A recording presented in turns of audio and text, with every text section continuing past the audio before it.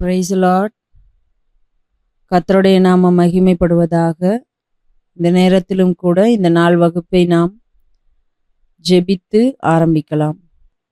எங்கள் அன்பின் தகப்பனே, அப்பா, இந்த நாளுக்காக நாங்கள் உமக்கு நன்றி செலுத்துகிறோம். இந்நாள் வரைக்கும் நீர் எங்களோடு கூட இருக்கிறதற்காக நன்றி செலுத்துகிறோம். தொடர்ந்து நீர் எங்களோடு கூட இருங்க, எங்களை வழி நடத்துங்க. நாங்கள் உமக்கு பிரியமானதை செய்ய நீர் எங்களுக்கு உதவி செய்ய வேண்டுமாய் ஜெபிக்கிறோம்.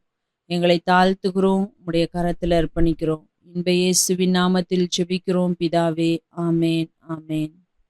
கடந்த வாரத்தில் நாம் ஒருவராலும் ஏற்றுக்கொள்ளப்படாத புஸ்தகங்கள் என்று சொல்லி ஒரு 15 புஸ்தகங்களை குறித்து பார்த்தோம். அதற்கு முன்பாக சிலரால் சர்ச்சைக்கு உட்படுத்தப்பட்ட புஸ்தகங்கள் என்று சொல்லி ஒரு 5 புஸ்தகங்களை குறித்து பார்த்திருக்கிறோம்.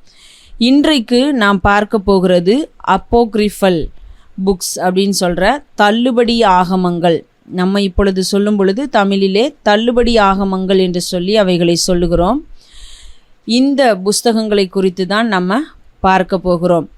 இந்த தள்ளுபடி ஆகமங்கள் என்று சொல்லப்படுகிறதிலே 15 புஸ்தகங்கள் இருக்கிறது. தள்ளுபடி ஆகமங்கள் 15 புஸ்தகங்கள் இருக்கிறது. இந்த 15லே 12 புஸ்தகங்கள் ரோமன் கேத்தலிக்க திருச்சபையினரால் ஏற்றுக்கொள்ளப்பட்டது. மற்ற 3 புஸ்தகங்களை அவர்கள் ஏற்றுக்கொள்ளவில்லை.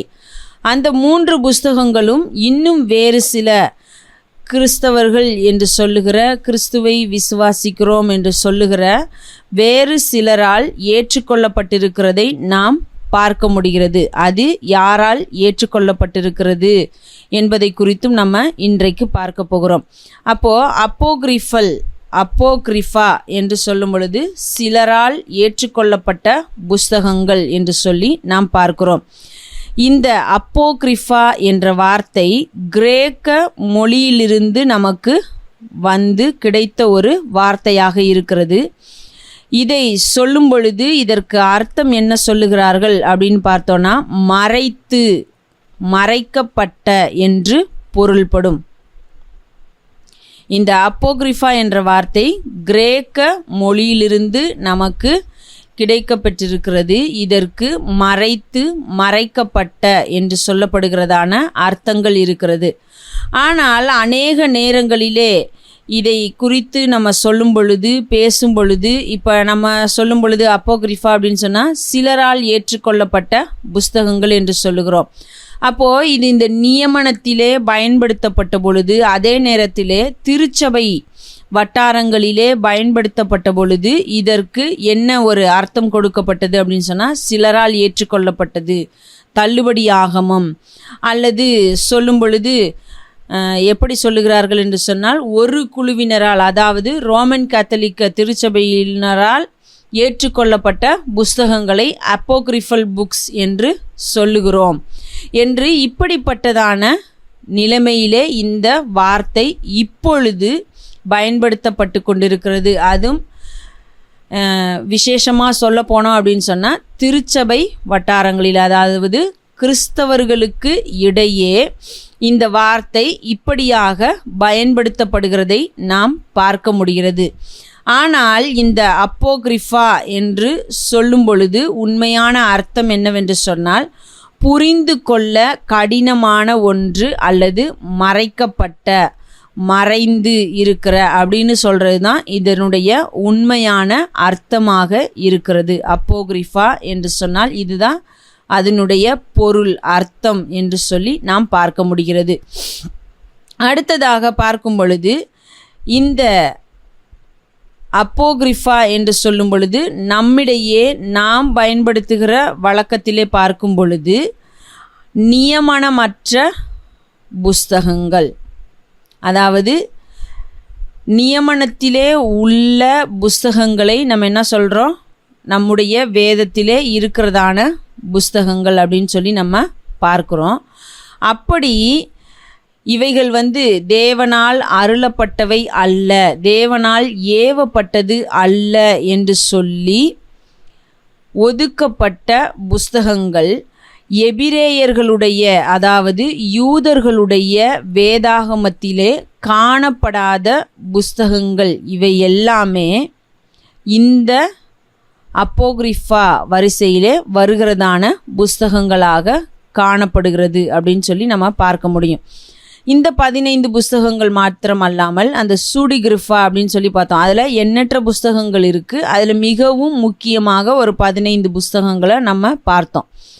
அதிலே உள்ள புஸ்தகங்களும் இந்த நியமனத்திலே இல்லாத புஸ்தகங்களோடு சேர்த்து கொள்ளப்படுகிற புஸ்தகங்களாகத்தான் காணப்படுகிறது. அடுத்ததாக நாம் பார்க்கும் பொழுது ஒரு சில சொல்லுகிறதான காரியங்கள் என்ன அப்படின்னு சொன்னால், இன்றைக்கு நம்மை கேட்பார்கள் என்று சொன்னால் அப்போகிரிஃபல் புக்ஸ் அப்படின்னா என்ன நீங்கள் நினைக்கிறீங்க அப்படின்னு சொன்னால், புரொட்டஸ்டன்ட் வைத்திருக்கிறதான வேதாகமத்திலே காணப்படாத புஸ்தகங்கள், ரோமன் கேத்தலிக்க திருச்சபையினரிடத்திலே காணப்படுகிற புஸ்தகங்கள், இதைத்தான் நாங்கள் அப்போகிரிஃபல் புக்ஸ், அப்போகிரிஃபா என்று சொல்லுகிறோம் என்று நாம் சொல்லுகிறோம். அப்போது இது இன்றைக்கு நமக்கு எப்படி இருக்கிறது அப்படின்னு சொன்னால், இதுதான் நம்முடைய வேதத்திலே காணப்படாத ரோமன் கேத்தலிக்க திருச்சபையினரிடத்திலே காணப்படுகிற புஸ்தகங்கள் என்று சொல்லப்படுகிற நிலைமையிலே இன்றைக்கு இருக்கிறதை நாம் பார்க்க முடிகிறது. ஓகே, அப்போது அப்போகிரிஃபல் புக்ஸ் அப்படின்னா என்ன அப்படின்றத நம்ம பார்த்துருக்குறோம். இப்போ நமக்கு அதில் இருக்கிறதான 15 புஸ்தகங்கள் என்னென்ன, அந்த புஸ்தகங்களை எது ரோமன் கேத்தலிக்க திருச்சபையினரிடத்திலே காணப்படவில்லை, அதே நேரத்திலே ஏன் நாம் அவைகளை ஏற்றுக்கொள்ளவில்லை அப்படின்ற காரணங்களை தான் நாம் இன்றைக்கு இப்பொழுது பார்க்க போகிறோம். அதிலே முதலாவது என்ன அப்படின்னு சொன்னால், எஸ்ட்ராஸின் முதல் புத்தகம். இந்த புஸ்தகம் ரோமன் கேத்தலிக்க வேதாகமத்திலே இல்லை. இது யாருடைய வேதாகமத்திலே காணப்படுகிறது அப்படின்னு சொன்னால், eastern orthodox, Ethiopian orthodox, Syriac traditional churches, இந்த சபையிலே உள்ளவர்கள், இவர்கள்தான் இந்த புஸ்தகத்தை தங்களுடைய வேதாகமத்திலே வைத்திருக்கிறார்கள். இந்த புஸ்தகம் ரோமன் கேத்தலிக்க திருச்சபையினரிடத்திலும் இல்லை என்பதை நாம் பார்க்க முடிகிறது. இந்த புஸ்தகத்திலே காணப்படுகிற விஷயம் என்ன அப்படின்னு சொன்னால், யோசியா என்று சொல்லப்படுகிற ஒரு மன்னன் யூத பகுதியிலே ஆட்சி செய்ததை நாம் வேதாகமத்திலே வாசிக்க முடியும். அந்த மன்னனுடைய ஆட்சியிலே பஸ்கா பண்டிகை கொண்டாடப்பட்டதை நாம் பார்க்க முடிகிறது. அந்த பண்டிகையின் காரியங்களை குறித்து இந்த புஸ்தகம் எழுதுகிறது. அந்த நாட்களிலிருந்து அதற்கு பிற்பாடு உள்ள சில சம்பவங்களை எழுதுகிறதாக இருக்கிறது. ஆனால் இந்த புஸ்தகத்திலே காணப்படுகிறதான அநேக சம்பவங்கள், கதைகளாக இருந்த காரியங்கள் எல்லாம் பார்க்கும் பொழுது, எஸ்ரா, நெகேமியா, நாளாகம புஸ்தகம், இந்த புஸ்தகங்களில் எந்த புஸ்தகத்திலேயும் கொஞ்சம் கூட தொடர்புடையதாக இல்லாமல் இருக்கிறதை பார்க்க முடிகிறது. அதை காட்டிலும் ஒரு பழம்பெரும் கதையாக இருக்கிறதான சம்பவங்கள் போல எழுதப்பட்டிருந்ததை காண முடிந்தது. ஆகையினால்தான் இவைகளை நாம் ஏற்றுக்கொள்ளவில்லை. இந்த யோசியா ராஜாவை குறித்து நாம் ராஜாக்கள் புஸ்தகத்திலும் நாளாகம புஸ்தகத்திலும் வாசிக்கிறோம். இந்த சம்பவங்களிலே ஆரம்பிக்கிற இந்த புஸ்தகம் தொடர்ந்து எழுதுகிற சம்பவங்கள், காரியங்கள் எல்லாவற்றையும் பார்க்கும் பொழுது அது வேதத்திலே காணப்படுகிற மற்ற புஸ்தகங்கள் எந்த புஸ்தகத்தோடும் ஒத்து போகிறதாகவோ அல்லது இப்படிப்பட்ட சம்பவம் நிகழ்ந்திருக்கிறதற்கு வாய்ப்பு உள்ளது போன்ற காரியங்களோ இல்லை. ஆகையினாலே இதை நாம் தேவனால் ஏவப்பட்டது என்று ஏற்றுக்கொள்ளவில்லை. இதை eastern orthodox, Ethiopian orthodox, Syriac tradition churches இவர்கள் தான் என்ன பண்ணியிருக்காங்க, இந்த புஸ்தகத்தை தேவனால் ஏவப்பட்டது தான் என்று சொல்லி அவர்கள் தங்களுடைய வேதாகமத்திலே சேர்த்திருக்கிறார்கள் என்று நாம் பார்க்க முடிகிறது. அடுத்ததாக நாம் பார்க்கும் பொழுது எஸ்ட்ராஸின் 2வது புஸ்தகம். இந்த புஸ்தகமும் இவர்களால் ஏற்றுக்கொள்ளப்படவில்லை. யாரால்னா ரோமன் கேத்தலிக்க திருச்சபையினரால் இந்த எஸ்ட்ராஸின் 2வது புஸ்தகமும் ஏற்றுக்கொள்ளப்படவில்லை. இதுவும் அந்த eastern orthodox, Ethiopian orthodox, Syriac tradition அந்த சர்ச்சஸ்னால் மட்டும்தான் ஏற்றுக்கொள்ளப்பட்டதாக காணப்படுகிறது. இதில் என்னென்ன காரியங்கள் காணப்படுகிறது அப்படின்னு சொல்லி பார்த்தோன்னா, இந்த புஸ்தகத்திலே ஒரு 7 வெளிப்பாடுகளை குறித்து சொல்லப்படுகிறது. அது எல்லாமே எப்படி இருக்கிறது அப்படின்னு சொன்னால், பெரிய பெரிய மர்மங்களை குறித்த, உலகின் பெரிய மர்மங்களை குறித்த செய்திகளை கொண்டுள்ளதாக காணப்படுகிறது. அது மட்டும் இல்லாமல் அந்த மர்மங்களை குறித்த செய்திகளை யாருக்கு சொல்கிறா அப்படின்னு சொன்னால், அந்த நாளிலே இருந்த ஒரு தீர்க்கதரிசிக்கு யூரியல் அப்படின்னு சொல்லி ஒரு ஏஞ்சல் வந்து சொல்லுகிறதாக அந்த விஷயங்கள் எழுதப்பட்டிருக்கிறது. அத்தோடு முடிந்து விடாமல் கிபி 70 எருசலேம் நகரம் அழிக்கப்பட்டது என்பதை நாம் பார்க்க முடிகிறது. வரலாற்றிலே நாம் அதை பார்க்க முடிகிறது. அதை குறித்த தீர்க்க தரிசனம் இயேசு கிறிஸ்துவால் சொல்லப்பட்டதை நாம் வேதத்திலே வாசிக்க முடிகிறது. இந்த சம்பவம் நடந்த பிறகு யூதர்கள் விரக்தியிலே இருந்ததான ஒரு காரியங்களை இந்த புஸ்தகம் சொல்லுகிறதாக இருக்கிறது. அப்போது இந்த புஸ்தகம் பழைய ஏற்பாட்டு சம்பவங்களை தொடர்புடையது போல காணப்படுகிற புஸ்தகமாக இருக்கிறது. ஆனால் இது அதே நேரத்திலே எருசலேம் இயேசு கிறிஸ்துவுக்கு பின்னால் நடந்த ஒரு சில சம்பவங்களையும் குறித்து சொல்லுகிறது. அது மட்டுமல்லாமல் இது ஏதோ ஒரு தூதனால், அதாவது தேவதை யூரியல் என்று சொல்லப்படுகிற ஒரு ஏஞ்சல் மூலமாக சொல்லப்படுகிற பெரிய பெரிய மர்மமான சம்பவங்கள் உலகத்திலே காணப்படுகிறது அப்படின்னு சொல்லப்படுகிற விஷயங்களை கொண்டுள்ள புஸ்தகம் அப்படின்னு சொல்லப்படுகிறது. இந்த விஷயங்கள் எல்லாம் வேதத்தின் காரியங்களோடு ஒத்து போகிறதா அப்படின்னு பார்க்கும் பொழுது இவைகளெல்லாம் அப்படிப்பட்டதாக இல்லை அப்படின்றத தான் பார்க்க முடிகிறது. ஆகையினால இந்த புஸ்தகத்தையும் நாம் ஏற்றுக்கொள்ளவில்லை, ரோமன் கேத்தலிக்க திருச்சபையினரும் இதை ஏற்றுக்கொள்ளவில்லை என்று நம்மால் பார்க்க முடிகிறது. அப்போது 2 புஸ்தகங்கள், எஸ்ட்ராஸின் முதல் புஸ்தகம், 2வது புஸ்தகம், 2 புஸ்தகங்களும் தேவனால் ஏவப்பட்டது அல்ல என்று சொல்லுகிறதான ஒரு முடிவிற்கு வந்தார்கள்.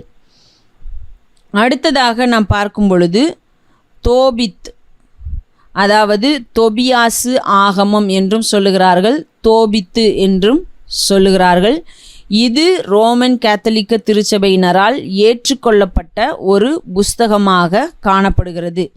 இந்த புஸ்தகத்திலே என்னென்ன விஷயங்கள் இருக்கிறது அப்படின்னு சொன்னால், இந்த தோபித்து என்பவர் நப்தலி கோத்திரத்தை சேர்ந்தவர் என்றும் அவருடைய செயல்கள் என்னென்ன, அவர் என்னென்ன காரியங்களை செய்தார் என்றும் சொல்லி இந்த புஸ்தகம் விவரிக்கிறதாக இருக்கிறது என்று நாம் பார்க்க முடிகிறது. அதே நேரத்தில் அவர் நினிவேவிற்கு நாடு கடத்தப்பட்டார். மோசேயின் சட்டத்தை ஆர்வமாக கடைபிடித்த ஒரு மனுஷனாக இருந்தார்.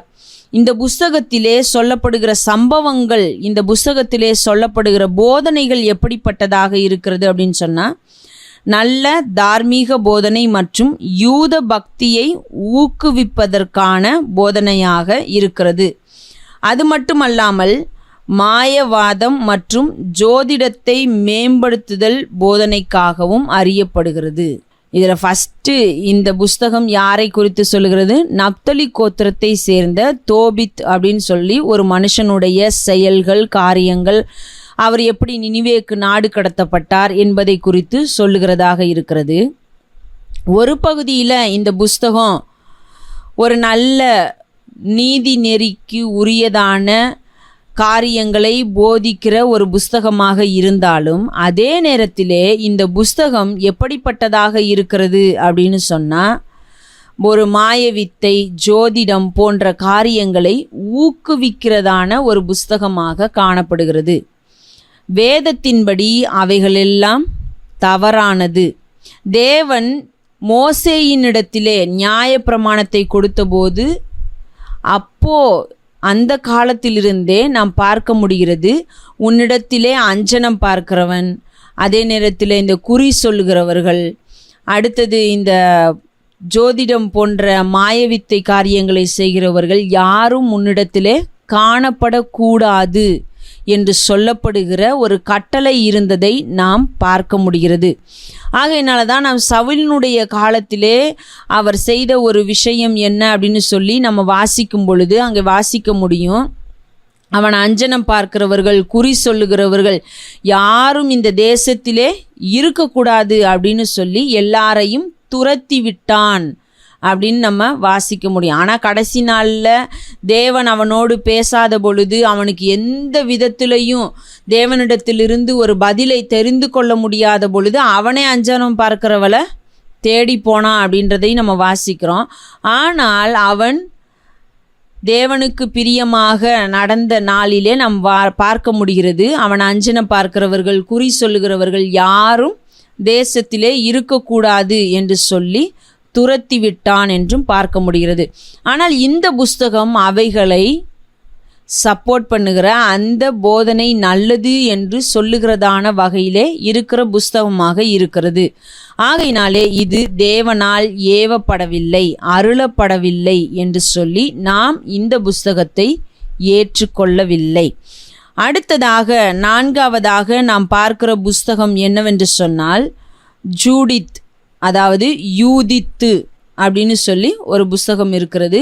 இந்த புஸ்தகம் ரோமன் கேத்தலிக்க திருச்சபையினரால் ஏற்றுக்கொள்ளப்பட்ட ஒரு புஸ்தகம். இந்த ஏற்றுக்கொள்ளப்பட்ட இந்த புஸ்தகத்திலே என்ன சொல்லப்படுகிறது அப்படின்னு சொல்லி நம்ம பார்த்தோமானால், யூதித்து என்பது ஒரு யூத பெண்ணின் கற்பனையான கதை. இது மக்காபியர்களின் கிளர்ச்சிகளுக்கு பிறகு யூதர்களின் தேசபக்தி மனநிலையையும் மத பக்தியையும் பிரதிபலிக்கிறது. மக்கபேயர்கள் அப்படின்னு சொல்லி ஒரு குழுவினர் இருந்து அவர்கள் தங்களுடைய ஆராதனை முறைமைகளுக்காக போராடினவர்கள். நாங்கள் வேறு எந்த தெய்வத்தையும் வணங்க மாட்டோம் என்று சொல்லி போராடின ஒரு குழுவினர். அவர்களுடைய அந்த கிளர்ச்சிக்கு பிறகு, அவர்களுடைய போராட்ட நாட்களுக்கு பிறகு யூதர்களுடைய தேசபக்தி மற்றும் மத பக்தி எப்படி இருந்தது அப்படின்னு சொல்லி சொல்லுகிற ஒரு கற்பனை கதையாகத்தான் காணப்படுகிறது. அதாவது ஒரு யூத பெண்ணை வைத்து, ஒரு யூத பெண்ணினுடைய காரியத்தை வைத்து சொல்லப்படுகிற ஒரு கற்பனை கதையாகத்தான் இருக்கிறது இந்த யூதித்து என்று சொல்லப்படுகிறதான புஸ்தகம். ஆகையினாலே இந்த புஸ்தகமும் நம்மாலே ஏற்றுக்கொள்ளப்படவில்லை அப்படின்றத நம்ம பார்க்க முடிகிறது. அடுத்ததாக நாம் பார்க்கும் பொழுது எஸ்தர் புஸ்தகத்தில் சேர்த்தல். எஸ்தர் அப்படின்னு சொல்லி தான் ஒரு கொஞ்சம் பகுதிகள் இருக்கிறது. நமக்கு ஒரு 10 அதிகாரங்கள் வேதத்திலே கொடுக்கப்பட்டிருக்கிறது. இன்னும் ஒரு சில காரியங்களை அதே புஸ்தகத்திலே சேர்த்து கொள்ளுகிறார்கள். இந்த எஸ்தர் என்று சொல்லப்படுகிற புஸ்தகத்திலே சேர்க்கப்பட்ட இந்த இணைப்பு பகுதியை நாம் பார்க்கும் பொழுது எப்படி இருக்கிறது அப்படின்னு சொன்னால், இந்த காரியங்கள் எதுவும் எபிரேய வடிவத்தில் இல்லை. இந்த விஷயங்கள் எல்லாம் எழுதப்பட்டிருக்கிறதெல்லாம் பார்க்கும் பொழுது இது என்னவாக இல்லை, எபிரேய புஸ்தகத்தில் இருக்கிறது போல இல்லை. அதாவது எபிரேய மொழியிலே எழுதப்பட்டதாக இல்லை. எபிரேய மொழியில் எழுதாமல் இது கிரேக்க மொழியிலே எழுதப்பட்டிருந்தது. இந்த எஸ்தரின் இணைப்பு கிரேக்க மொழியிலே எழுதப்பட்டிருந்ததாலும் யூதர்கள் அந்த நாளிலிருந்து வைத்திருக்கிற அந்த எஸ்தர் என்று சொல்லப்படுகிற வேத பகுதியிலே இவைகள் காணப்படாததாலும் நாமும் இந்த எஸ்தரின் இணைப்பு பகுதியை தேவனால் ஏவப்பட்டதும் அருளப்பட்டதுமாக ஏற்றுக்கொள்ளவில்லை. ஆனால் இதை ரோமன் கேத்தலிக்க திருச்சபையினர் ஏற்றுக்கொள்ளுகிறார்கள். இதையும் அவர்கள் சேர்த்து எழுதி வைத்திருக்கிறார்கள், சேர்த்து இதையும் வாசிக்கிறார்கள். இதிலே என்னென்ன காரியங்கள் சொல்லப்படுகிறது அப்படின்னு பார்க்கும் பொழுது மொர்தெகாயின் கனவை குறித்தும் அப்படிப்பட்ட சில கனவுகள், அதற்குரியதான அர்த்தங்கள், இப்படிப்பட்ட விஷயங்கள் தான் இந்த எஸ்தரின் இணைப்பு பகுதியிலே காணப்படுகிறது. ஆகையினால்தான் இதை நாம் ஏற்றுக்கொள்ளவில்லை. ஒன்று, யூதர்கள் தேவனால் கொடுக்கப்பட்டது என்று சொல்லி வைத்திருக்கிறதான அந்த வேதாகமத்திலே இந்த பகுதி காணப்படவில்லை. அடுத்ததாக பார்க்கும் பொழுது இது கிரேக்க மொழியிலே எழுதப்பட்டிருக்கிறதாக இருக்கிறது, எபிரேய மொழியிலே எழுதப்படவில்லை. இது எழுதப்பட்ட காலமும் பார்க்கும் பொழுது காலம் எதுவாக இருக்கிறதுன்னு சொன்னால் 140 130 கிறிஸ்துவுக்கு முன்பாக கிமு 140 130 இந்த காலகட்டத்திலே எழுதப்பட்ட ஒரு புஸ்தகமாக இருக்கிறது. இதில் அநேக காரியங்கள் கனவும் அது சார்ந்த தொடர்புடைய விஷயங்களுமாகவே கொடுக்கப்பட்டிருக்கிறது. ஆகையினாலே இதை நாம் ஏற்றுக்கொள்ளவில்லை. அடுத்ததாக நாம் பார்க்கும் பொழுது சாலமோனின் ஞானம் அப்படின்னு சொல்லி ஒரு புஸ்தகம் இருக்கிறது. இந்த புஸ்தகம் என்ன காரியங்களை சொல்லுகிறது அப்படின்னு சொல்லி நம்ம பார்த்தாமானால், கிரேக்க மொழியில் சாலமோன் அரசனாக ஆள்மாறாட்டம் செய்த அலெக்சாண்ட்ரிய யூதரால் இயற்றப்பட்டது. இது எழுதப்பட்ட காலம் எப்பொழுது அப்படின்னு சொல்லி நம்ம பார்க்கும் பொழுது கிபி 30 ஏறக்குறைய இயேசு கிறிஸ்து வாழ்ந்ததான அந்த காலகட்டங்களிலே எழுதப்பட்ட ஒரு புஸ்தகமாக இந்த புஸ்தகம் இருக்கிறது. அது மட்டுமல்லாமல் சாலமோனைப் போல ஆள்மாறாட்டம் செய்த ஒரு அலெக்சாண்ட்ரிய யூதரால் எழுதப்பட்ட புஸ்தகத்தைப் போல இந்த புஸ்தகத்தினுடைய காரியங்கள் எல்லாம் இருக்கிறது. ஆகையினாலே நாம் இந்த புஸ்தகத்தை ஏற்றுக்கொள்ளவில்லை. இது ரோமன் கேத்தலிக்க திருச்சபையினரால் ஏற்றுக்கொள்ளப்பட்ட புஸ்தகமாக காணப்படுகிறது. அடுத்ததாக பார்க்கும் பொழுது சீராக்கின் ஞானம் அல்லது சீராக்கின் குமாரனாகிய இயேசுவின் ஞானம். சீராக்கின் ஞானம் அல்லது சீராக்கின் குமாரனாகிய இயேசுவின் ஞானம். இந்த புஸ்தகம்தான் இந்த தள்ளுபடி ஆகமங்களிலே காணப்படுகிற புஸ்தகங்களிலேயே மிக பெரிய புஸ்தகம். 51 அதிகாரங்களை கொண்டுள்ள ஒரு புஸ்தகமாக இந்த புஸ்தகம் காணப்படுகிறது. இந்த புஸ்தகத்திலே என்னென்ன காரியங்கள் காணப்படுகிறது அப்படின்னு சொல்லி பார்த்தோமானால், எருசலேமில் உள்ள ஒரு அகாடமி, அதாவது சொல்லி கொடுக்கப்படுகிற போதனை கொடுக்கப்படுகிறதான பாடசாலையிலே இளைஞர்களுக்கு கற்பித்த இயேசு என்ற யூத முனிவர் தனது வகுப்பறை விரிவுரைகளை 2 புஸ்தகங்களாக மாற்றினார். அப்போ இவர்கள் என்ன சொல்லுகிறார்கள்? சீராக்கின் குமாரன் இயேசு அப்படின்னு சொல்லி ஒருத்தர் இருந்ததாகவும், அவர் யூதர்களுடைய முனிவர் போல காணப்பட்டு இவர் இளைஞர்களுக்கு கொடுத்ததான போதனைகளை எழுதி வைத்திருக்கிறதாகவும் இந்த புஸ்தகம் சொல்லப்படுகிறது.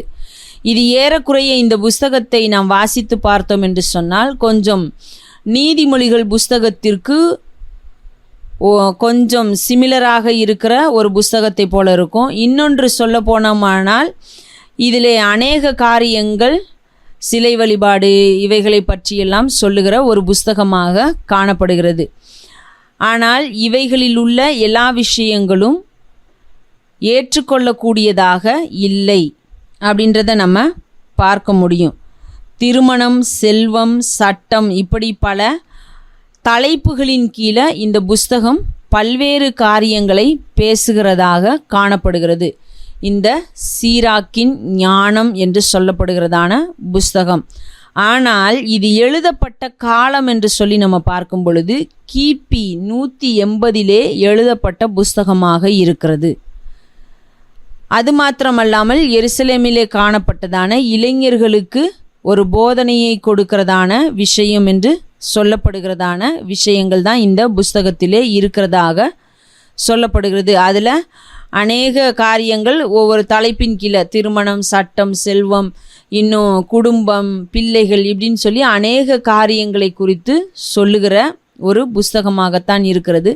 ஆனால் இது எழுதப்பட்ட காலம் என்று சொல்லி பார்க்கும் பொழுது கிபி இயேசு கிறிஸ்துவுக்கு பிற்பாடு உள்ள நாட்களிலே எழுதப்பட்டதாக காணப்படுகிறதினாலே இந்த புஸ்தகத்தையும் நாம் ஏற்றுக்கொள்ளவில்லை என்று பார்க்க முடிகிறது.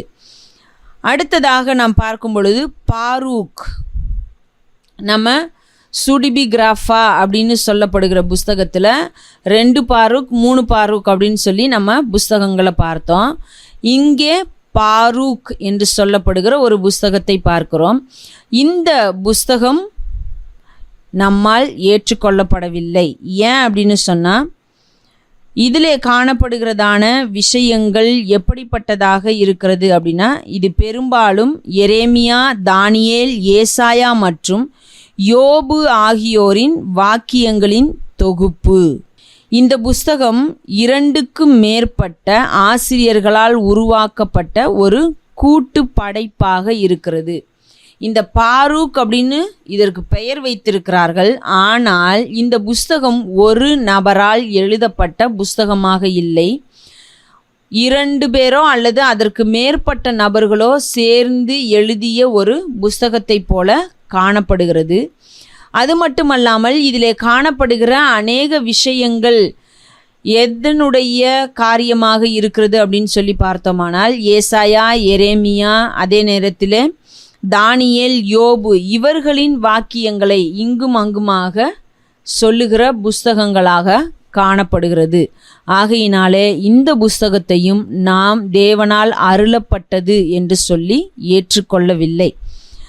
அடுத்ததாக நாம் பார்க்கும் பொழுது எரேமியாவின் கடிதம். எரேமியாவால் எழுதப்பட்ட ஒரு நிருபம், கடிதமாக ஒரு புஸ்தகம் இருக்கிறது. இந்த புஸ்தகம் என்ன காரியங்களை குறித்து சொல்லுகிறது அப்படின்னு சொல்லி நம்ம பார்த்தோமானால், பாபிலோனுக்கு நாடு கடத்தப்பட்ட நேரத்தில் எரேமியா தீர்க்கதரிசியால் எழுதப்பட்டதாக கூறப்படுகிறது. இதில் உருவ வழிபாடு பற்றி மக்களை எச்சரித்துள்ளார். இந்த புஸ்தகம் எப்பொழுது எழுதப்பட்டிருக்கலாம், எப்பொழுது எழுதப்பட்டது அப்படின்னு சொல்லுகிறார்கள் அப்படின்னு சொன்னால், எரேமியா பாபிலோனுக்கு நாடு கடத்தப்பட்ட பொழுது இந்த புஸ்தகத்தை எழுதுகிறார். இதிலே சிலை வழிபாடை குறித்து மக்களை எச்சரிக்கிறார் என்று சொல்லுகிறார்கள். இந்த புஸ்தகத்திலே அந்த காரியங்கள் தான் இருக்கிறதாக சொல்லப்படுகிறது. ஆனால் எரேமியா பாபிலோனுக்கு போனதாக வேதத்திலே எந்த ஒரு காரியமும் இல்லை அப்படின்றத பார்க்க முடிகிறது. பாபிலோனுக்கு தான் அவர் போனார் அப்படின்றதுக்கு எந்த ஒரு சாட்சியும் நமக்கு வேதத்தில் இல்லை. அடுத்தது எரேமியாவுக்கு அவர்கள் நாடு கடத்தினதாகவும் நம்ம பார்க்க முடியாது. ஏன் அப்படின்னு சொன்னால், அவர் பாபிலோனியர்கள் யூதர்களை அழிப்பார்கள் என்று சொல்லி அவர் தீர்க்க தரிசனம் உரைத்ததினாலே நேபுகாத்நேச்சார் அவரை என்ன பண்ணலை அப்படின்னு சொன்னால், கட்டாயப்படுத்தி எந்த ஒரு காரியத்தையும் செய்ய வைக்கவில்லை. அவருக்கு ஒரு ஃப்ரீடம் கொடுக்கப்பட்டிருந்தது. நீ எதை வேண்டுமானாலும் செய்து கொள்ளலாம், நீ அங்கே வரதுனாலும் வரலாம், வராமல் வேண்டுமானாலும் இருக்கலாம் என்கிறது போல அவருக்கு ஒரு ஃப்ரீடம் இருந்ததாகத்தான் நம்ம பார்க்க முடிகிறது. ஆகையினால அந்த நேரத்திலே அவர் இவைகளை குறித்தெல்லாம் எழுத வேண்டிய எந்த ஒரு அவசியமும் இல்லாத காரியத்தை பார்க்க முடிகிறது. அடுத்ததாக அவர் இந்த விஷயங்களை பற்றி பேசினது எல்லாமே ஆல்ரெடி பாகாலை வணங்குகிறதோ அல்லது தேவனுக்கு விரோதமாக அவர்கள் செயல்படுகிறதோ எல்லா காரியங்களையும் எரேமியாவின் புஸ்தகத்திலேயே நம்ம பார்க்க முடிகிறது. அதற்கு பிற்பாடு இப்படி ஒரு புஸ்தகம் எழுதி இருக்க வேண்டிய அவசியமும் இருக்க வேண்டியதாக இல்லை அப்படின்றதெல்லாம் நம்ம பார்க்க முடிகிறது. ஆகையினாலே இந்த புஸ்தகத்தையும் நம்ம ஏற்றுக்கொள்ளவில்லை அப்படின்னு தான் நம்ம பார்க்குறோம். அடுத்ததாக பார்க்கும் பொழுது அசரியாவின் பிரார்த்தனை அல்லது 3 இளைஞர்களின் பாடல் அப்படின்னு சொல்லி ஒரு புஸ்தகம். இது என்ன அப்படின்னு சொல்லி நம்ம பார்த்தோமானால், சாத்ராக், மேஷாக், ஆபேத்நேகு என்று சொல்லப்படுகிற அந்த 3 இளைஞர்களை குறித்து சொல்லப்படுகிறதான ஒரு சம்பவம். அவர்கள் ஒரு பாடலை பாடினதாக, ஒரு சங்கீதத்தை இயற்றினதாக அங்கே சொல்லப்படுகிறதான காரியங்கள் இருக்கிறது. அது என்ன அப்படின்னு சொல்லி நம்ம பார்க்கும் பொழுது, அவர்கள் அக்கினி சூளையிலே தூக்கி எறியப்பட்டார்கள் அப்படின்னு சொல்லி நமக்கு வேதத்திலே ஆல்ரெடி நமக்கு சொல்லப்பட்டிருக்கிறது. இன்னும் அதை குறித்ததான சில சம்பவங்களை குறிக்கிற ஒரு சில விஷயங்கள் பாடலை போன்று பாடப்பட்டிருக்கிறதான காரியங்கள் தான் இந்த அசரியாவின் பிரார்த்தனை அல்லது 3 இளைஞர்களின் பாடலாக அறியப்படுகிறது. இதை அவர்கள் தனி புஸ்தகமாக வைக்கவில்லை. இது எங்கே சேர்க்கப்பட்டிருக்கிறது அப்படின்னு சொல்லி நம்ம பார்த்தோமானால், இப்போ எஸ்தர் அப்படின்னு சொல்லி ஒரு பகுதியை நம்ம பார்த்தோம். அது எங்கே சேர்க்கப்படுது? எஸ்தர் புஸ்தகத்தோடையே சேர்க்கப்படுகிற ஒரு இணைப்பாக இருக்கிறது. அதுபோல இந்த 3 இளைஞர்களின் பாடலும் தானியேல் புஸ்தகத்திலே சேர்க்கப்படுகிறது. எந்த இடத்திலே சேர்க்கப்படுகிறது அப்படின்னு சொல்லி பார்க்கும் பொழுது, தானியேல் 3ஆம் அதிகாரம் 23ஆம் வசனத்திற்கு பிற்பாடு இந்த பகுதியை சேர்க்கிறார்கள். தானியேல் 3ஆம் அதிகாரம் 23ஆம் வசனத்திற்கு பிற்பாடு இந்த ரோமன் கேத்தலிக்க திருச்சபையினரிடத்தில் இந்த பகுதி சேர்க்கப்படுகிறது. அதற்கு பிற்பாடு தானியேல் 3ஆம் அதிகாரத்தினுடைய 24ஆம் வசனம் வருகிறதாக இருக்கிறது. ஆனால் நமக்கு இந்த நடுவிலே சொல்லப்படுகிற பகுதி கிடையாது. இதை நாம் ஏற்றுக்கொள்ளவில்லை. அடுத்ததாக நாம் பார்க்கும் பொழுது சூசன்னா என்று சொல்லப்படுகிறதான ஒரு புஸ்தகம். இதுவும் தனி புஸ்தகமாக இல்லை. சூசன்னா என்று சொல்லப்படுகிற புஸ்தகம் தானியேல் புஸ்தகத்திலே சேர்க்கப்படுகிற ஒரு பகுதியாக காணப்படுகிறது. இது தானியேலின் 13ஆம் அதிகாரமாக அறியப்படுகிறது. தானியேலில் நமக்கு எத்தனை அதிகாரங்கள் இருக்குது? 12 அதிகாரங்கள் இருக்கிறது. தானியேல் புஸ்தகத்தின் 13ஆம் அதிகாரமாக இந்த சூசன்னா என்று சொல்லப்படுகிறதான பகுதி அறியப்படுகிறதை நாம் பார்க்க முடியும். இதிலே என்ன சொல்லப்படுகிறது அப்படின்னு சொன்னால், விபசாரத்தில் தவறாக குற்றம் சாட்டப்பட்ட நல்லொழுக்கமுள்ள சூசன்னாவை காப்பாற்ற தானியேல் வருகிறார். இது அநேக அதிகாரங்களை கொண்ட ஒரு பெரிய புஸ்தகம்லாம் இல்லை. இது ஒரே ஒரு அதிகாரம் கொண்ட ஒரு சிறிய புஸ்தகம்தான். இதை தானியேல் 13ஆம் அதிகாரமாக சேர்க்கிறார்கள். சூசன்னா என்று சொல்லப்படுகிற ஒரு நல்லொழுக்கம் உள்ள ஸ்திரீ இருந்ததாகவும் அவரை தவறான விதத்திலே குற்றம் சாட்டின பொழுது தானியேல் அவரை விடுவிக்கிறதாக, அவருக்கு உதவி செய்ய வருகிறதாக இந்த பகுதியிலே சொல்லப்படுகிறது. அப்படியெல்லாம் ஒரு சம்பவங்கள் அந்த நாளிலே நடந்ததா அப்படின்றது நமக்கு பெருசாக தெரியலை. அடுத்தது இந்த காரியங்கள் எல்லாமே பின் நாட்களிலே எழுதப்பட்டு சேர்க்கப்பட்டதாகவே காணப்படுகிறதினாலே நாம் இந்த பகுதியையும் ஏற்றுக்கொள்ளவில்லை. அடுத்ததாக பார்க்கும் பொழுது பேல் தெய்வமும் அரக்கப்பாம்பும். பேல் தெய்வமும் அரக்கப்பாம்பும் என்று சொல்லப்படுகிறதான ஒரு பகுதி. இதுவும் தனி புஸ்தகமாக இல்லை. இதுவும் தானியேல் புஸ்தகத்தோடே சேர்க்கப்படுகிற ஒரு பகுதியாகத்தான் காணப்படுகிறது. இது என்ன பகுதியிலே சேர்க்கப்பட்டிருக்கிறது அப்படின்னு சொன்னால், தானியேல் 14ஆம் அதிகாரமாக சேர்க்கப்பட்டிருக்கிறது. தானியேல் 3ஆம் அதிகாரம் 23ஆம் வசனத்திற்கு பிற்பாடு சேர்க்கப்படுகிறது. இளைஞர் 3 பாடல் சேர்க்கப்படுகிறது.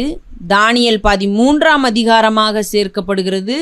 சூசன்னாவின் சம்பவம் என்று சொல்லி ஒன்று சேர்க்கப்படுகிறது. 14ஆம் அதிகாரமாக சேர்க்கப்படுகிறது. இது என்ன அப்படின்னா, பேல் தெய்வமும் அரக்க பாம்பும் என்று சொல்லப்படுகிறதான ஒரு பகுதி சேர்க்கப்படுகிறதை நாம் பார்க்க முடிகிறது. இதிலே என்னென்ன விஷயங்கள் சொல்லப்பட்டிருக்கிறது அப்படின்னு சொல்லி நம்ம பார்த்தோன்னா, பாபிலோனிய கடவுள் மார்டுக் அப்படின்னு சொல்கிற ஒரு தெய்வம், அவரை பற்றியதான அவர் தான் இந்த பேல் அப்படின்னு சொல்லி சொல்லுகிறார்கள். பேல் தெய்வம், பெல் அப்படின்னு சொல்லியும் சொல்லுகிறார்கள். இந்த தெய்வத்தினுடைய விஷயங்களை குறித்து இந்த பகுதியிலே சொல்லப்படுகிறதை பார்க்க முடிகிறது. அடுத்து இவர்கள் சொல்லும் பொழுது இந்த தெய்வத்தை குறித்தவர்கள் என்ன சொல்லுகிறார்கள் அப்படின்னு சொன்னால், இது வணக்கத்திற்கு உரிய கடவுள். ஏன் அப்படின்னு சொன்னால், இந்த கடவுள் உயிருள்ள கடவுள். அப்படின்னு சொல்லி அவர்கள் சொல்லுகிறார்கள். இதில் இன்னும் என்ன சொல்லப்படுகிறது அப்படின்னு சொல்லி நம்ம பார்க்கும் பொழுது, தானியேல் ராஜாவை மீறி ஒரு பெரிய அரக்க பாம்பை வணங்க மறுக்கிறார். தானியேல் அதற்கு பதிலாக வாள் அல்லது தடி இல்லாமல் அந்த அரக்க பாம்பை கொல்ல அனுமதி கேட்கிறார். அனுமதி கொடுக்கப்பட்டால் தானியேல் அந்த அரக்க பாம்புக்கு ஜீரணிக்க முடியாத வகையிலே காணப்படுகிறதான கொழுப்பு மற்றும் முடி போன்றவைகளை அதற்கு உணவாக கொடுக்கிறார். அதனாலே அந்த அரக்க பாம்பு வெடித்து செத்து போகிறது போல ஒரு கதை இதிலே சொல்லப்படுகிறது. இதில் ராஜாவை மீறி அந்த அரக்க பாம்பை தான் வணங்க மாட்டேன் அப்படின்னு சொல்லி மறுப்பு தெரிவிக்கிறதையும், அதே நேரத்தில் அந்த பாம்பை அழிக்கிறதுக்காக அவர் செய்கிறதான செயல்களை குறித்த ஒரு சில சம்பவங்கள் இந்த பகுதியிலே சொல்லப்படுகிறது. இப்படி தானியேல் தீர்க்கதரிசி ஏதாவது செய்திருப்பாரா அப்படின்னு சொல்லி பார்த்தோமானால் செய்திருக்க வாய்ப்புகள் இல்லை அப்படின்றது போல தான் காணப்படுகிறது. ஏனென்று சொன்னால் இந்த தீர்க்கதரிசிகள் தேவனுக்கு உகந்ததல்லாத காரியங்களை செய்கிறது கிடையாது. அதே நேரத்திலே இவர்கள் தேவையில்லாத காரியங்களுக்காக சண்டையிடுகிறவர்களோ அல்லது போராடுகிறவர்களாகவோ எந்த தீர்க்கதரிசிகளும் இல்லை அப்படின்றத நம்ம வேதத்திலே பார்க்க முடிகிறது. தானியேல் தீர்க்கதரிசியும் கூட அப்படிப்பட்ட ஒரு நபராகத்தான் இருந்தார் என்பதையும் நம்ம பார்க்க முடியும். ஏன் அப்படின்னு சொன்னால், நேபுகாத் நேச்சாருடைய காலத்திலேயே நம்ம பார்க்குறோம், அவர் ஒரு தரிசனத்தை, அதாவது ஒரு சொப்பனத்தை கண்டுட்டு அதற்கு உரிய அர்த்தங்களை சொல்லும்படியாக கேட்கும் பொழுது அவர் சொல்கிறாரு, என் கனவையும் சொல்லணும், அதே நேரத்தில் அதற்குரிய அர்த்தத்தையும் சொல்ல வேண்டும். அந்த நேரத்தில் அப்படி சொல்லாத பட்சத்தில் எல்லாரையும், எல்லா ஞானிகள், ஜோதிடக்காரர்கள் மற்றும் யாரெல்லாம் இருக்கிறார்களோ எல்லாரையும் அழிக்க போகிறேன் அப்படின்னு சொல்லி நேபுகாத் நேச்சார் சொன்ன பொழுது, இந்த தானியேல் போய் தேவனை தான் நோக்கி பார்த்தாரை ஒழிய மற்றபடி போராடவோ அல்லது தான் எதையும் செய்ய முடியும் என்று சொல்லி நிரூபிக்க பிரயாசப்பட்டதாகவோ நாம் பார்க்கவில்லை. ஆகையினாலே இப்படிப்பட்ட ஒரு சம்பவங்கள் நடந்திருக்க வாய்ப்பு இல்லை என்பதை நாம் பார்க்க முடிகிறது. ஆகையினாலே இதையும் நாம் தேவனால் அருளப்பட்டதாக ஏற்றுக்கொள்ளவில்லை என்பதைத்தான் நம்ம பார்க்கிறோம்.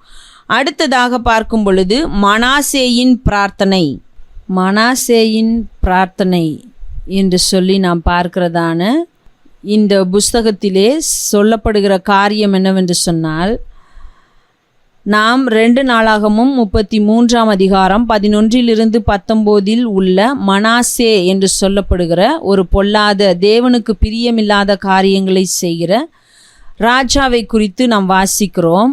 அந்த ராஜாவை குறித்து படித்த, அவரை குறித்து கேள்விப்பட்ட ஒரு நபர் என்ன செய்கிறார் அப்படின்னு சொல்லி நம்ம பார்த்தோன்னா, அவர் ஒரு தவம் செய்து, அதாவது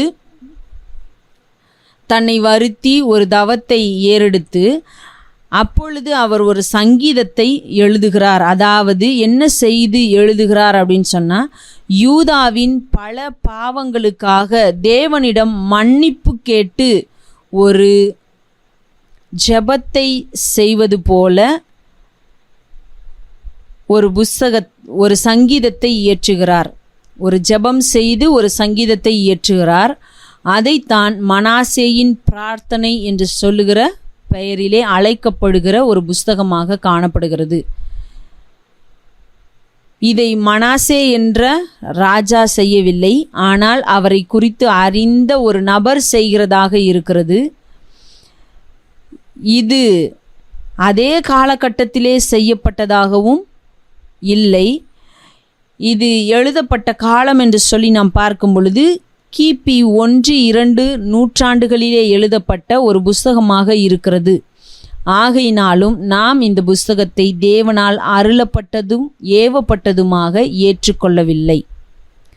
மனாசேயின் பிரார்த்தனை புஸ்தகம் அவரால் செய்யப்பட்ட பிரார்த்தனை இல்லை, அவரால் ஏறெடுக்கப்பட்ட ஜெபம் இல்லை. வேறொரு நபர் தவமிருந்து யூதாவின் பாவங்களுக்காக மன்னிப்பு கேட்டு எழுதிய ஒரு புஸ்தகமாக காணப்படுகிறது. இது ஈஸ்டர்ன் ஆர்த்தடாக்ஸ் என்ற சபையினரால் ஏற்றுக்கொள்ளப்படுகிறது. இதை ரோமன் கேத்தலிக்க திருச்சபையினரும் ஏற்றுக்கொள்ளவில்லை என்பதை நாம் பார்க்கிறோம். அடுத்ததாக நாம் பார்க்கும் பொழுது மக்காபீஸின் முதல் புஸ்தகம், அதாவது 1 மக்கபேயர் என்று சொல்லி நாம் பார்க்க முடியும். நான் முன்பதாகவே சொல்லியிருந்தேன், இந்த மக்கபேயர் என்பவர்கள் கிரேக்கருடைய ஆட்சி காலத்திலே நாங்கள் கிரேக்க கலாச்சாரத்தையும் கிரேக்க தெய்வங்களையும் வணங்க முடியாது, எங்களுடைய தெய்வத்தை தான் நாங்கள் வணங்குவோம், அவர்தான் போற்றுதற்குரியவர், வணங்குதற்குரியவர், அவருக்கு தான் நாங்கள் பலி செலுத்துவோம் என்று சொல்லி தேவனுக்காக நாங்கள் எழுந்து நிற்போம் என்று ஒரு போராட்டத்தை போராடினவர்கள்தான் இந்த மக்கபேயர் என்று சொல்லப்படுகிற ஒரு குழுவினர் என்று நாம் பார்க்க முடியும். அதாவது ஒரு குடும்பத்திலே காணப்பட்டவர்கள்தான் இவர்கள் எழும்பி போராடுகிறார்கள். இவர்களோடு இன்னும் ஒரு சிலர் சேர்ந்து கொள்ளுகிறார்கள். ஆகையினாலே இவர்களை குழுவினர் என்று சொல்லி நாம் அழைக்கிறோம். ஆனால் முதலாவதாக இந்த போராட்டத்தை கையில் எடுத்தவர்கள் மக்கபேயர் என்று சொல்லப்படுகிற ஒரு குடும்பத்தில் இருந்தவர்கள்தான் என்று சொல்லி நாம் பார்க்க முடிகிறது. ஆனால் இதிலே காணப்படுகிற எல்லா சம்பவங்களும் தேவனால் அருளப்பட்டதாக இல்லை. இது ஒரு வரலாற்று சம்பவங்களை குறிப்பிடுகிற புஸ்தகத்தை போலத்தான் காணப்படுகிறது. நமக்கு மல்கியா புஸ்தகத்திற்கும் மத்தேயு புஸ்தகத்திற்கும் இடையே ஒரு சில காலகட்டத்திற்குரிய சம்பவங்கள் கொடுக்கப்படவில்லை. அதிலும் முக்கியமாக கிரேக்கர்களுடைய ஆட்சி நடந்த காலகட்டமாக இருக்கிற அந்த சம்பவங்கள் நமக்கு வேதாகமத்திலே கொடுக்கப்படவில்லை. அவர்கள் அழிந்ததற்கு பிற்பாடு ரோமர்களுடைய ஆட்சி அங்கேயே தொடங்குகிறது. இயேசு கிறிஸ்து வரும்பொழுதும் அவர்கள் இருக்கிறார்கள். ஆனால் ரோமர்களுடைய ஆட்சியும் அந்த இடைப்பட்ட காலத்திலே தொடங்குகிறதை நாம் பார்க்க முடியும். அந்த சம்பவங்களிலே ஒரு சில குறிப்பிட்ட சம்பவங்கள் நம்மிடத்திலே இல்லை, வேதாகமத்திலே கொடுக்கப்படவில்லை என்று சொல்லி நாம் பார்க்க முடிகிறது. அந்த காலகட்டத்திலே நடந்த ஒரு சில சம்பவங்களை குறித்து நாம் இந்த 1 மக்கபேயர் 2 மக்கபேயர் புஸ்தகங்களிலே வாசிக்க முடியும். ஆனால் உபதேசம் என்று சொல்லி வரும்பொழுது வேதாகமத்திற்கு உரிய உபதேசங்களாக அவைகள் இல்லை. அதை ஒரு வரலாற்று புஸ்தகமாக நாம் வைத்து வாசிக்கலாமே ஒழிய, ஆனால் அதிலே காணப்படுகிறதான விஷயங்கள் உபதேசங்களாக நாம் ஏற்றுக்கொள்ள முடியாது. ஆகையினாலே அந்த 2 புஸ்தகங்களையும் நாம் தேவனால் அருளப்பட்டது என்று சொல்லி ஏற்றுக்கொள்ளவில்லை என்பதை நாம் பார்க்க முடிகிறது.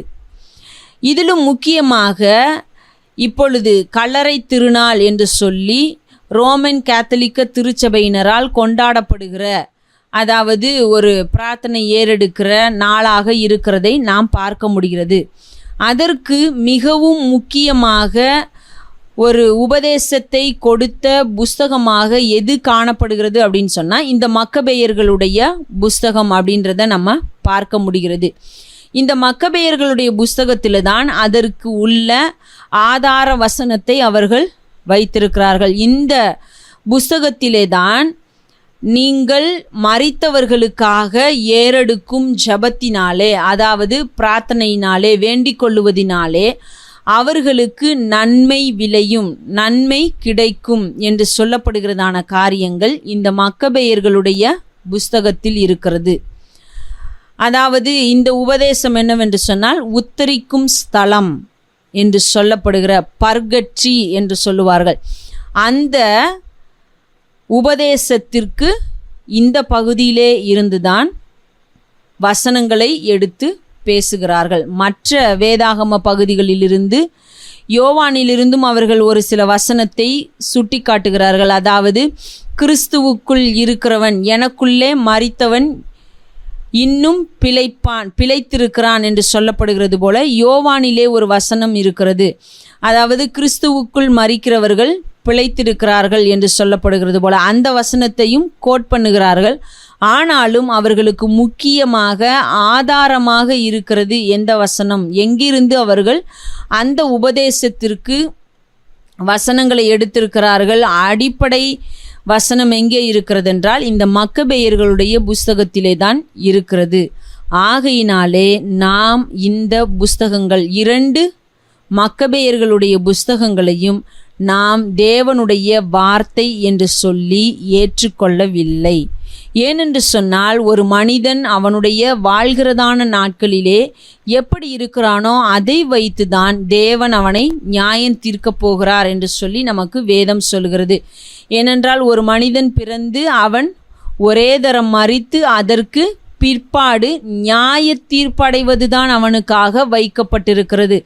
அவன் இந்த வாழ்நாளிலேயே மறுபடி பிறக்கிற சம்பவத்தை, அதாவது மறுபடி பிறக்கிற அனுபவத்தை பெற்றவனாக காணப்பட வேண்டும்.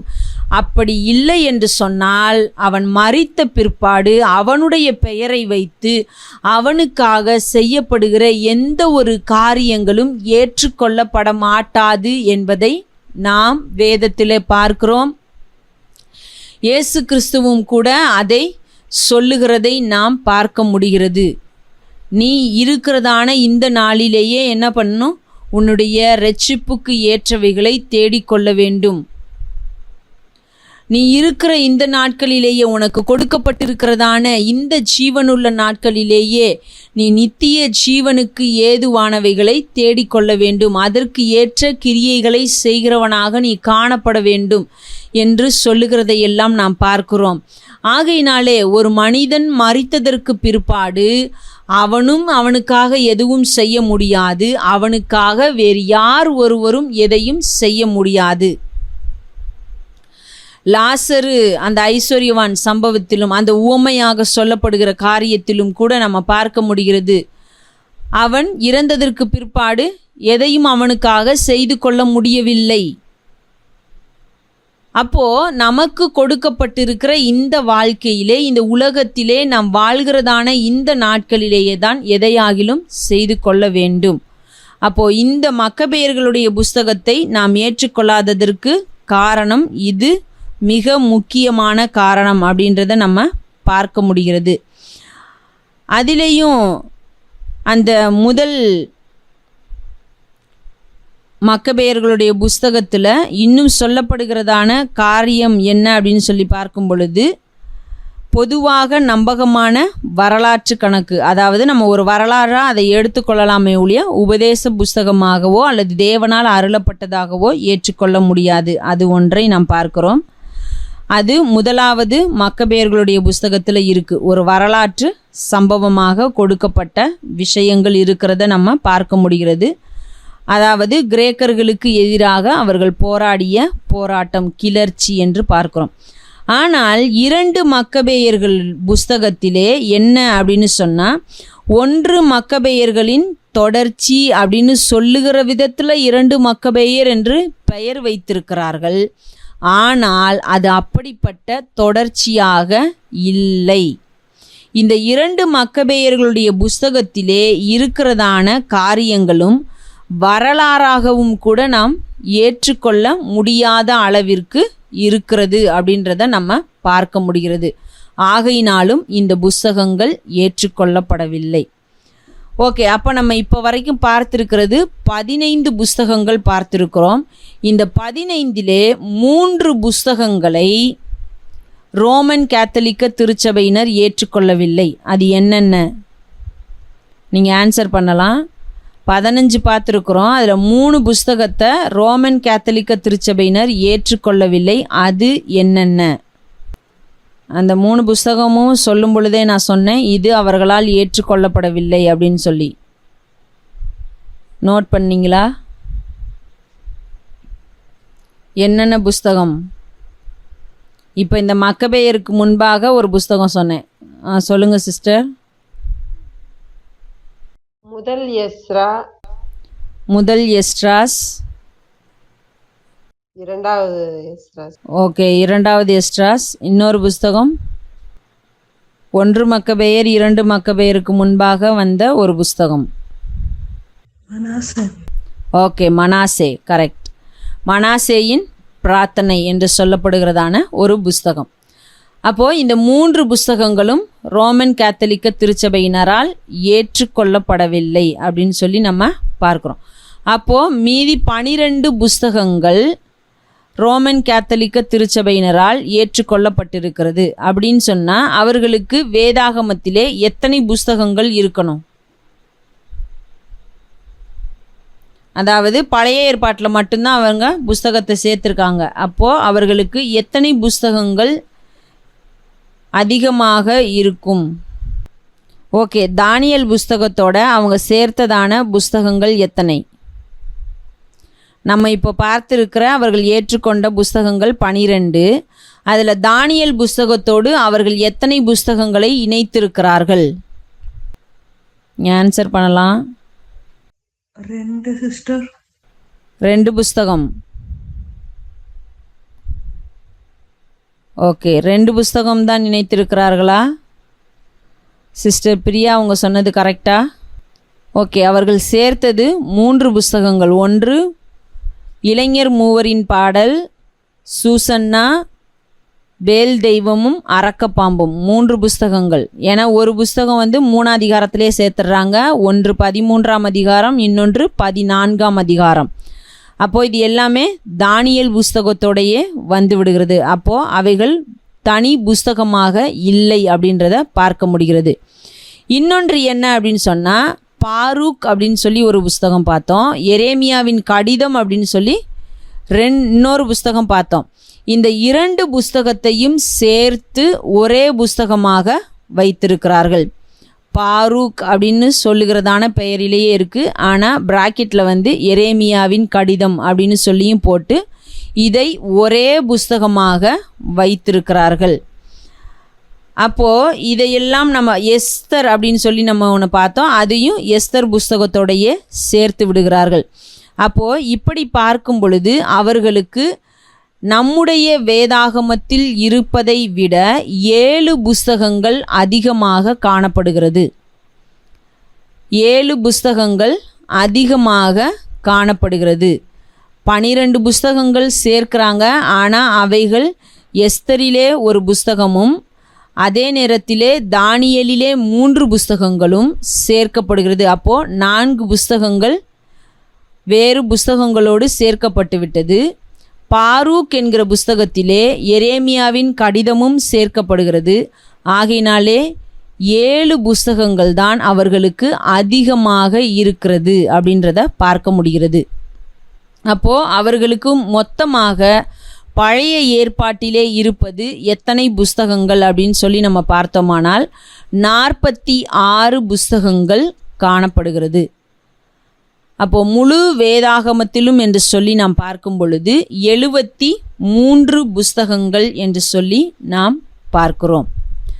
அவர்களுக்கு முழு வேதாகமத்திலும் 73 புஸ்தகங்களும் அதே நேரத்திலே பழைய ஏற்பாட்டிலே 46 புஸ்தகங்களும் இருக்கிறது. புதிய ஏற்பாட்டிலே அவர்கள் வேறு எந்த புஸ்தகங்களையும் சேர்த்து கொள்ளவில்லை. ஆகையினாலே 27 புஸ்தகங்கள் மாத்திரமே இருக்கிறது என்பதை நாம் பார்க்க முடிகிறது.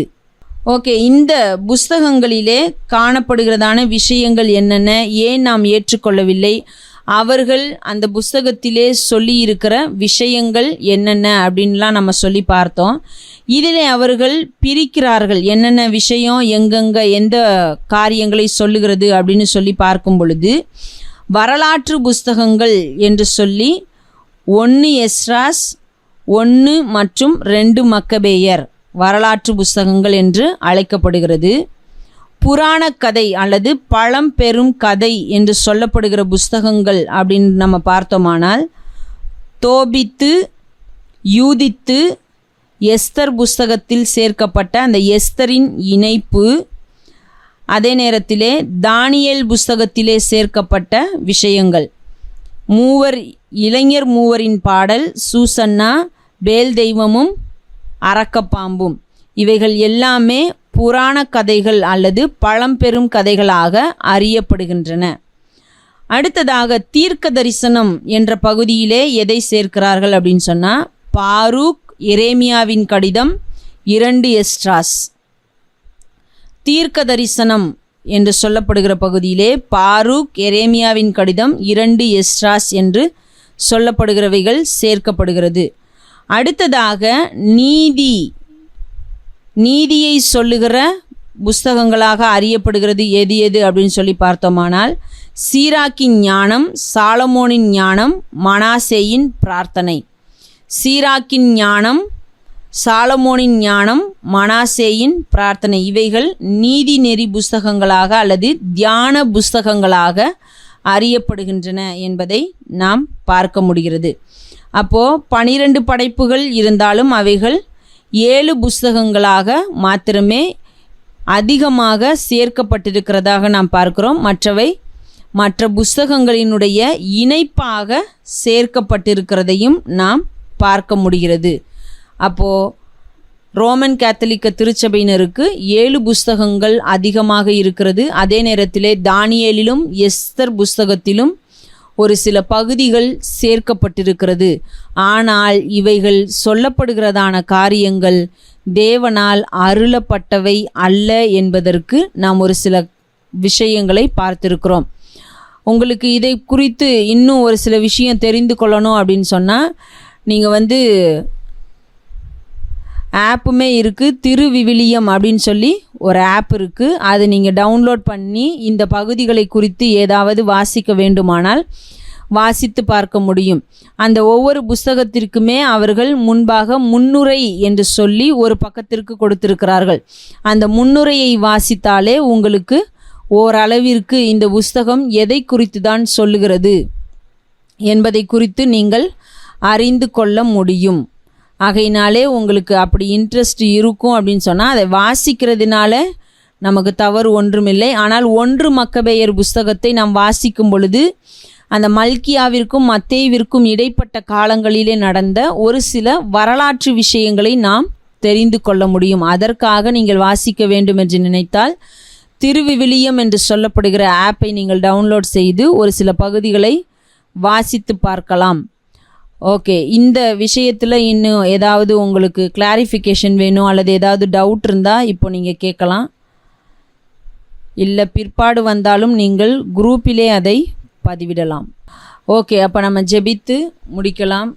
எங்கள் அன்பின் தேவனாகிய கர்த்தாவே, அப்பா, பல்வேறு காலகட்டங்களில் எழுதப்பட்ட புஸ்தகங்களை வைத்து இவைகள் தேவனால் அருளப்பட்டது தான், இப்படிப்பட்ட பெரிய பெரிய மர்மமான சம்பவங்கள், இரகசியமான காரியங்கள் இது இந்த தேவதையால் தேவதூதனால் அருளப்பட்டது என்று சொல்லி அநேக காரியங்களை பல்வேறு காலகட்டங்களில் எழுதி இவைகள் தேவனால் கொடுக்கப்பட்டது என்று சொல்லி ஒரு சில குழுவினரால் நம்பப்படுகிறதாக இருந்தாலும், ஆனால் அவைகளிலே கொடுக்கப்படுகிற உபதேசங்கள் நீர் சொன்ன உபதேசங்களுக்கும், அப்பா, உம்முடைய வேதத்திலே நீர் அருளி இருக்கிறதான காரியங்களுக்கும், நீர் இந்த உலகத்திலே வந்த பொழுது சொன்னதான காரியங்களுக்கும் கூட அவைகள் முரண்படுகிறவைகளாய் இருக்கிறதை நாங்கள் பார்க்கிறோம் ஆண்டவரே.